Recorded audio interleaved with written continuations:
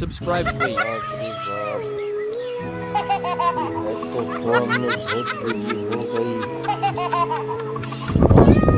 में देखा तो फोन के चक्कर में कैसे खाना बना लिया। फोन को छोड़ दो दोस्तों, फोन में